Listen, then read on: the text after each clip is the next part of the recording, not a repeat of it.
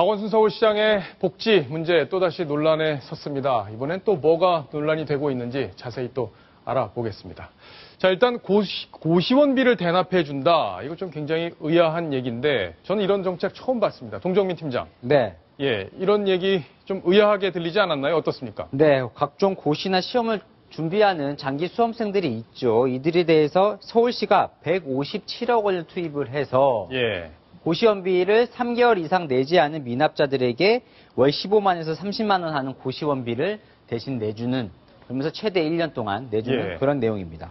네. 자, 김민지 기자가 좀 취재를 해오셨는데 고시원비 3개월 이상 미납자다. 이건 그러면 굉장히 많을 것 같은데 이런 분들이 그냥 가서 안 내도 되는 거 아닌가요? 그러면? 사실은 이런 정책들이 나오면 네. 악용하는 사람도 생길 것 같은 그런 생각이 드는데요. 네. 사실은 이 정책, 이 과잉복지라 하는 비판이 계속 나오고 있습니다. 근데 내용을 좀 살펴보면요. 방금 전에 여기 CG에도 나왔지만 세금이 157억 원이나 들어갑니다. 그렇게 해서 3개월 이상 미납한 사람들에게 매달 36만 5천 원씩 1년을 준다는 건데 이게 과연 지금 이렇게 말을 해놓고 지켜질 수 있을지조차도 좀 의문이 가는 내용이라고 볼 수 있습니다. 자, 그러면 서울시에서도 뭐 이렇게 할 만한 이유가 있었을 것 같아요. 왜 고시원에 미납한 분들만 지원을 하겠다. 뭔가 근거가 있을 텐데 그건 뭔가요? 네, 서울시에서 전수조사를 했다고 해요. 2개월 이상 좀 미납한 사람들이 어떤 사람인가 하면서 봤더니 예전에는 말 그대로 각종 고시나 시험 등을 준비한 사람인데 요즘에는 좀 빈곤층이 사는 곳으로 전락을 했다고 합니다. 그래서 고시원에서 생활하시는 많은 분들이 사실상 그 비용까지 체납할 정도면 거의 뭐 노숙인이 되기 직전인 상황이다. 이렇게 판단을 했다고 합니다. 그래서 장기 연체자가 고시원 비용을 내지 않고 도주하는 사례도 많고 그렇다 보니까 사회 전반에 더 신뢰도가 추락하고 있다. 그리고 또 생활고나 신병을 비관해서 자살하는 사람들이 늘어나기 때문에 어떤 이런 것들을 좀 복지에 공백을 메우려는 그런 의도라고 배경을 설명했습니다. 그렇군요. 서울시에서는 그런 의도를 갖고 이런 정책을 추진했다. 이렇게 좀 설명을 하고 있는데 자, 서울시의 입장을 직접 한번 목소리를 들어보시겠습니다. 현금은 고시원비를 지원해 주는 게 아닙니다. 긴급복지 대상이 된다면은 3개월 이상 뭐 체납을 하고 이제 그 강제로 퇴거 조치된 사람들은 위기 가정으로 보거든요. 긴급복지법에. 그래서 그분이 이제 뭐 그 최저 생계비 180% 이하라든지 뭐 이런 조건들이 있습니다. 긴급복지 대상 조건들이. 합당했을 때 우리가 그 주거비 지원도 하고 뭐 생계비 지원도 하고 이런 그 지원을 하는 거죠. 자, 서울시에서 이유를 설명을 하고 있습니다. 자, 일단 시청자 질문을 하나 보고 이야기를 이어가겠습니다. 복지는 몸이 불편하거나 어르신 혹은 고아에게 우선적으로 도와야 한다고 생각합니다. 젊은이에게 게으름을 안겨줄 수 있는 정책에는 동의할 수 없습니다. 이건 의견을 주셨는데요. 여상원 변호사께서 한번 정리를 해주시죠. 일단 고아나 또 몸이 불편한 어르신들이 있는데 왜 이분들을 제쳐두고 우선적으로 고시원에 지원을 하느냐 이걸 물으신 것 같아요. 예. 뭐 말씀 맞는 것 같습니다. 그 복지 정책이란 게 돈이 무한정으로 있는 게 아니기 때문에 정책의 우선순위라는 게 있거든요. 아무리 박원순 시장이 시장이고 하지만 서울시 예산을 자기가 쓸 수 있는 범위가 있겠죠. 재량 범위가. 그렇다 하더라도 이것은 서울 시민의 진정한 의사에 맞게 써야 되는데 지금 그 우리 지하도에 가보면 지금 노숙자들 많이 자고 있습니다.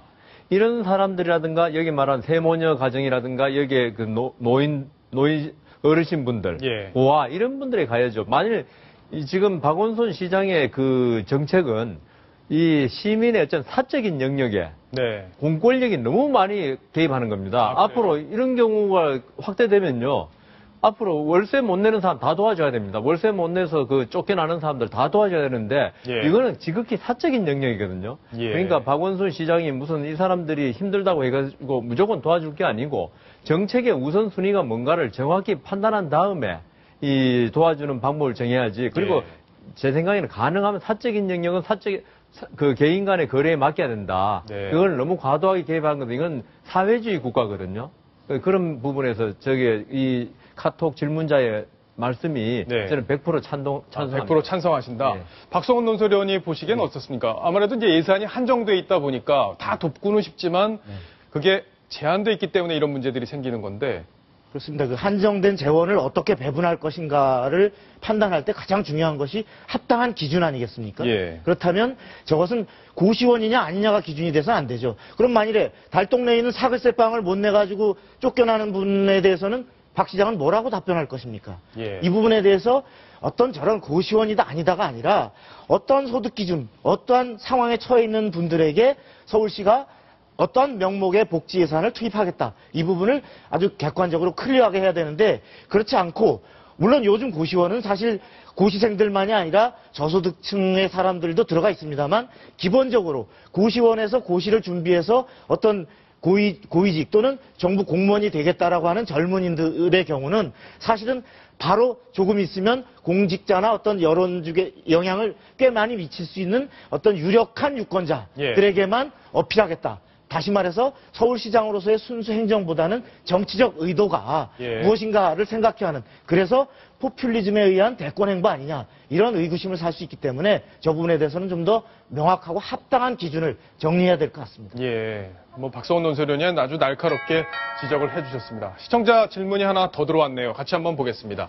고시원에 사는 어려운 사람이 서울에만 있는 것도 아닌데 그렇죠. 지방에도 있습니다. 지방에 사는 분들이 서울로 올라와서 고시원비 체납하면 어떻게 되나요? 야, 어떻게 이런 상상까지 할 수 있는지 시청자분들 정말 대단하십니다. 그래도 지원해 주나? 그리고 사전 선거 운동이 아닌지 물어보셨네요. 이거 여상원 변호사께서 답을 주셔야겠습니다. 예, 그러니까 지금 아까 우리 박성원 논설위원 말씀대로 예. 우리가 누가 봐도 이게 그 기준이 합당하다.